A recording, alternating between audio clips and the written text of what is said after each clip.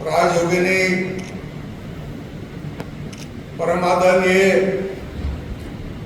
ब्रह्म कुमारी मोहिनी दीदी जी,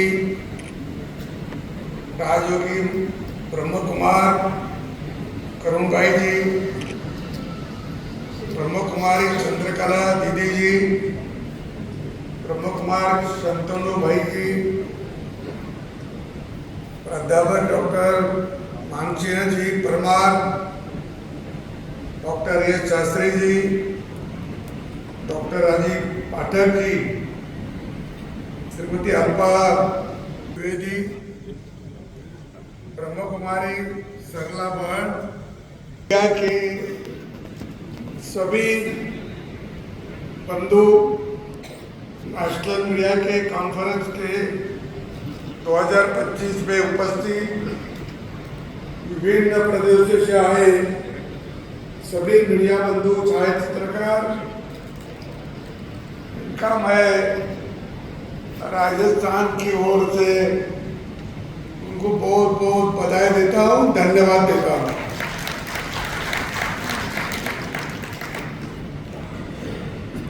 आपको सबको पता है कि ब्रह्म कुमारी प्रजापिता ब्रह्म कुमारी ईश्वरीय विश्वविद्यालय के इस गरिमामय कार्यक्रम में आप सभी के साथ यहाँ उपस्थित होकर मुझे अत्यंत प्रसन्नता की अनुभूति आ रही है। मुझे जानकर बहुत अच्छा लगा कि यहाँ एक जो नेशनल मीडिया कॉन्फ्रेंस आयोजित की गई है, ये समाज में शांति, एकता और विश्वास बनाए रखने में मीडिया का बहुत महत्वपूर्ण भूमिका है। मीडिया को लोकतंत्र का चौथा स्तंभ भी बोलते हैं।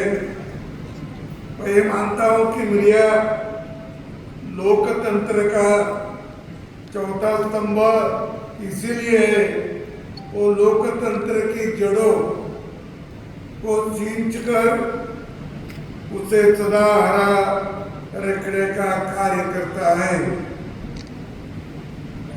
लोकतंत्र हमारे देश में बहुत सालों से हमारे भारत के लोगों के रक्त में ही लोकतंत्र है। मुझे याद है, मैं पढ़ा भी,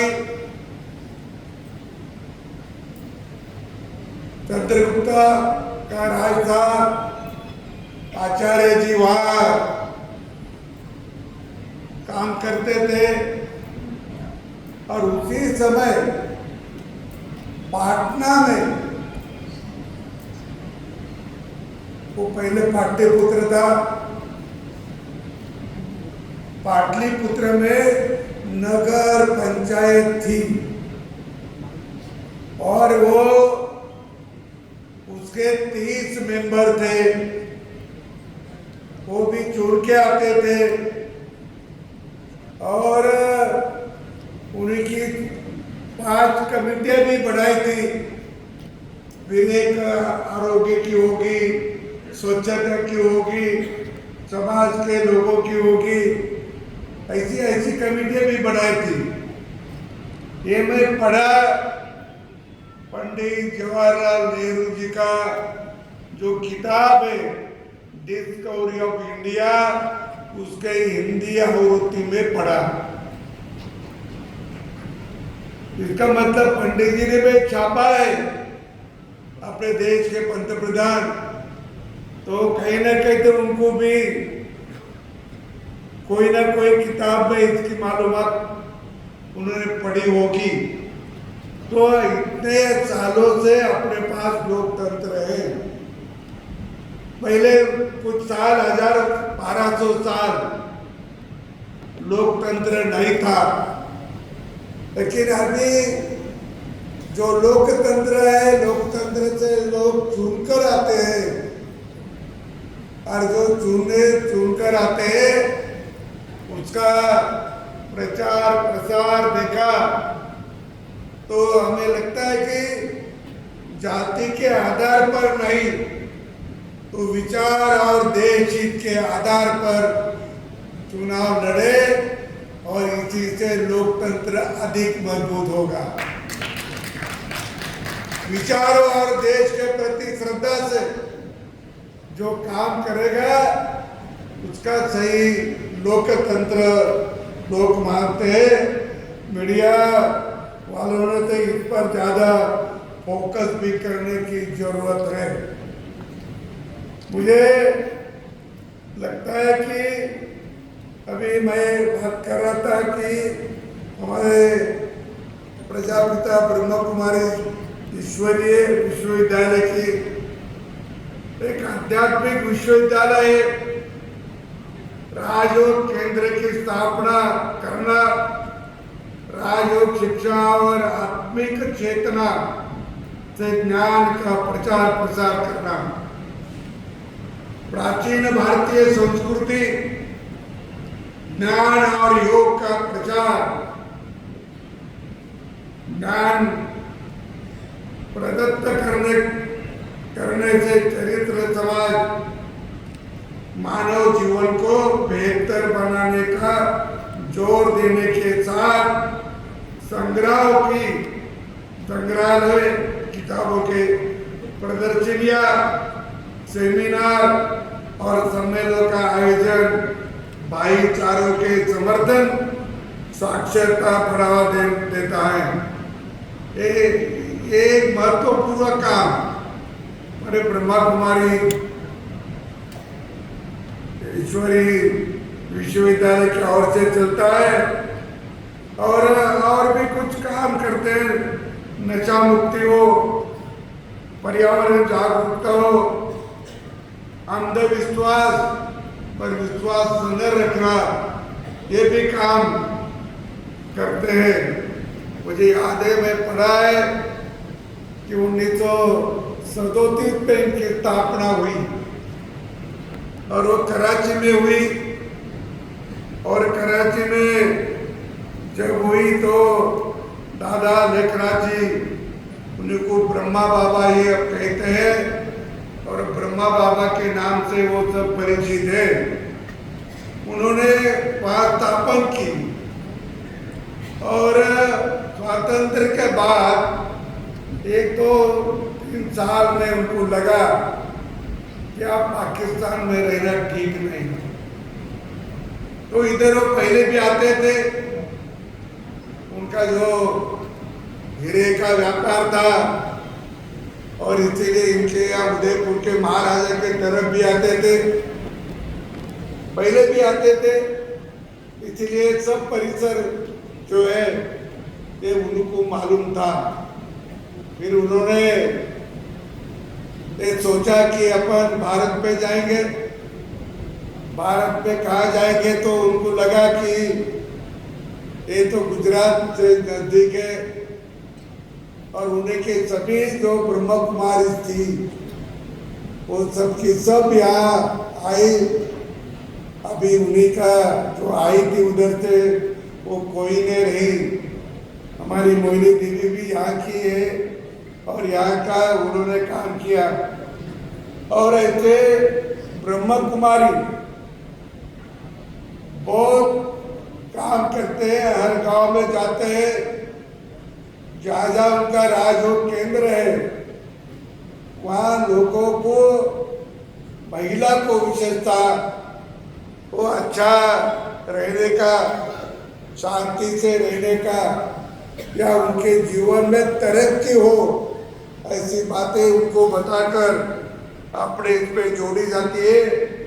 और एक विश्व में महिलाओं का इतना बड़ा संगठन और कहीं नहीं, वो केवल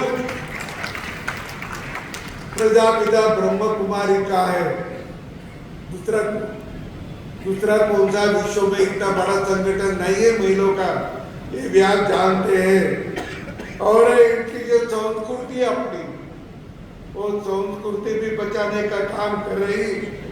तपश्चर्या, योगा, आयुर्वेद, वेद, त्याग, समर्पण, त्योहार, विवाह पद्धति, ब्रह्मचर्य, गुरुकुल शिक्षा,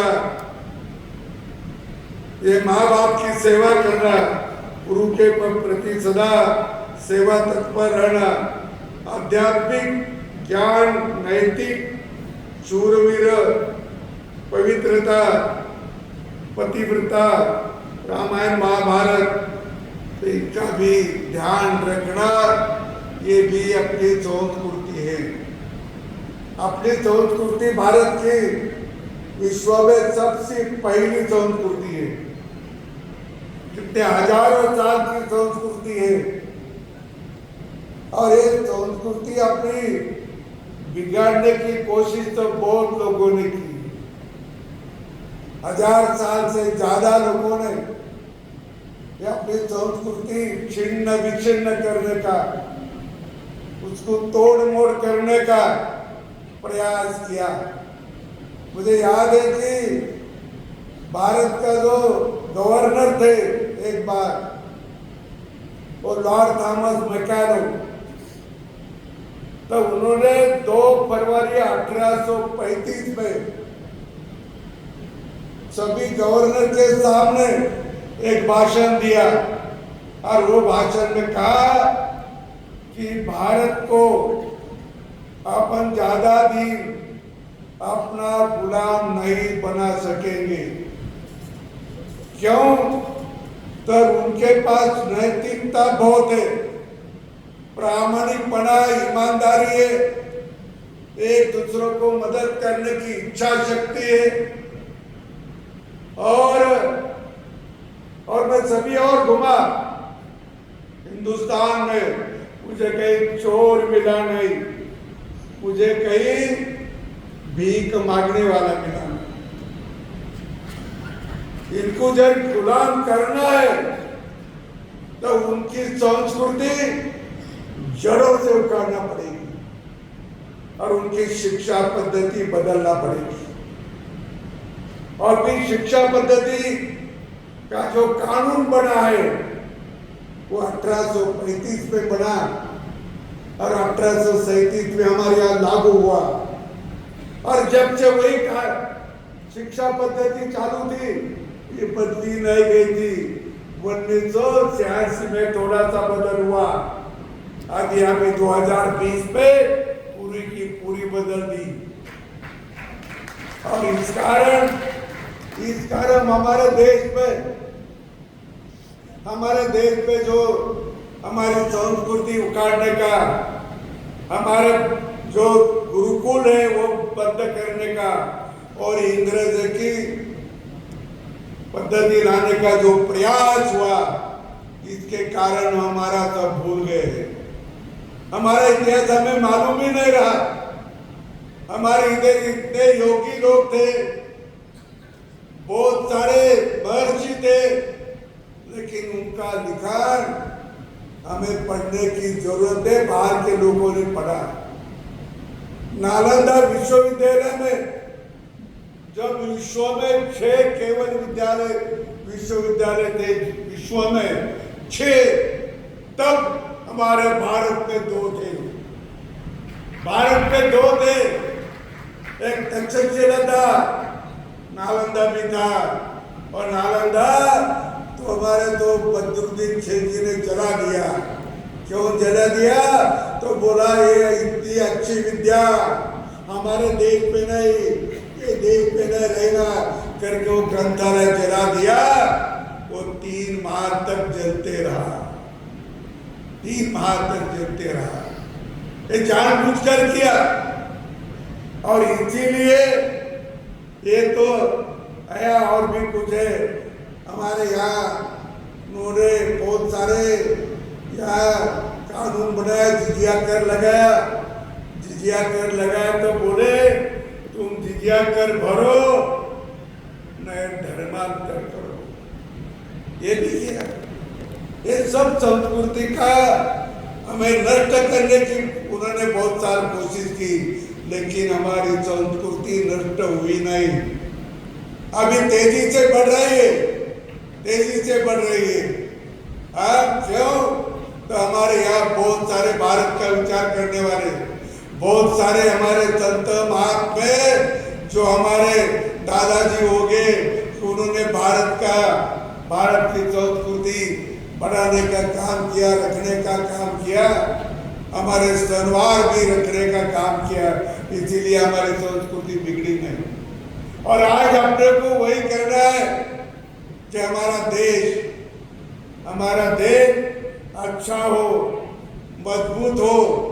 आपने सभी ने कहा है कि हम शांति से रहे, हमें तो हमारा पूरा इतिहास मालूम है, हमें किसी पे आक्रमण नहीं किया, सर्वधर्म के लोगों को हम मानते। मुझे एक भी ऐसा जो सनातन धर्म मानता है, उसके कोई प्रवक्ता ने, कोई प्रवचनकारों ने, कई कीर्तनकारों ने, कई भाष्यकारों ने दूसरे धर्म को हमने कभी नाम रखा नहीं, कभी नहीं रखा। ये धर्म अच्छा नहीं, वो धर्म अच्छा नहीं, ऐसा कभी बोला नहीं। लेकिन सनातन धर्म बहुत पिछड़ा है, सनातन धर्म बहुत पिछड़ा है। किसी ने बोला सनातन धर्म में कोरोना भी है, ये भी बोला। तो हम किसी को नाम रखते नहीं, हमें नाम रखा जाता है। हम शांति से रहते करके उनको मालूम है ये लोग शांत है, दो थप्पड़ मारी तो भी कम बढ़ेगी। लेकिन आप वो दिन नहीं रहे, आज वो दिन नहीं रहे। हम अभी सशक्त हो रहे, मजबूत हो रहे, और किसी ने हमारी शांति बिगाड़ने का कोशिश की, हमारी शांति बिगाड़ने का और हमारी शांति का भंग करने की इन्हें कोशिश किया, तो उसको भी छोड़ना नहीं। ये बात हमें ध्यान रखना होगा, बात भी हमें ध्यान रखना होगा। हम नहीं करेंगे किसी के शांति भंग, हम किसी के पास नहीं जाएंगे, हम किसी को बुरा नहीं कहेंगे। लेकिन हमें कोई बुरा बोला तो हम क्यों सहन करना? इतने साल सहन करते हुए आए करके इतना विच्छेद हुआ। प्राचीन भारत में बहुत बड़ा देश था। पंडित जी ने और एक बार लिखी है उनके किताब में, वो मैक्स मुलर नाम का एक जर्मन का इतिहासकार था, मैक्स मुलर, और बहुत बड़ा इतिहासकार था, कवि था, लेखक था, सब था। उसी का एक भाष्य पंडित जवाहरलाल नेहरू ने उनके किताब में लिखा है, और वो है कि हमें आश्चर्य होता है, भारत में 2 किताब ऐसे हैं कि हजारों साल का वो किताबों में लोगों की श्रद्धा है, लोगों को उसको हर साल भूलते नहीं, हर साल वो भूलते नहीं।